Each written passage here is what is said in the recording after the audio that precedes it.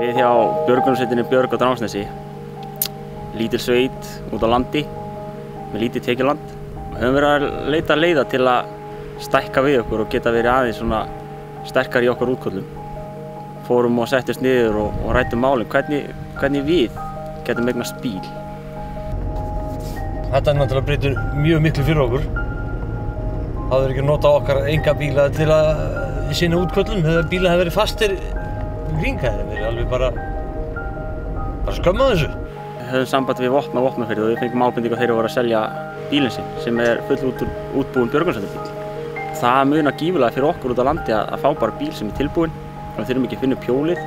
Við höfum verið búin að safna núna í mörg ár og eins og flesta sveitir þekkja þá er peningurinn jafn fljótur að fara út þegar eitthvað bilar. Þannig að við sáum að þetta var alveg gerlegt en okkur vantaði smá til að brúa bílið.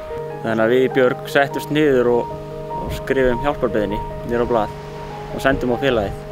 Við fréttum á því að þeir væru að safna sér fyrir bíl og þeir sendu e-mail sem var innlegt og flott bréf sem þeir sendu. Og það var ótrúlegt viðbrögðin sem komu þar 2 dögum síðar. Ég var alla búin að lesa yfir bréfið sjálfur þannig að þótt ég hafi skrifað það. 2 dögum síðar þá var búið að fjármagna bílinn fyrir okkur þetta bíl sem okkur vantaði. Þetta var mjög óvenjulegt og kom okkur skemmtilega óvart. Við höfum aldrei einhvern veginn þurft að takast á við þessa svona ákvörðun en það var magnað hvað allir voru sammála að styrkja þetta verkefni. Svo fékk ég fréttir af því að það væri 4 slysavarnadeildir á landinu sem voru tilbúnar að hjálpa okkur eða fjármagna bílinn. Þetta er náttúrulega bara gríðarlega mikilvægt að sýna það að slysavarnadeildir geta stutt og háð sveitarfélög eða svæði sem þau eru í. Og ég held að samstarf slysavarnadeilda út allt land sé mjög mikill punktur í því. Þarna sáum við greinilega að samtökin sjálf í heild sinni.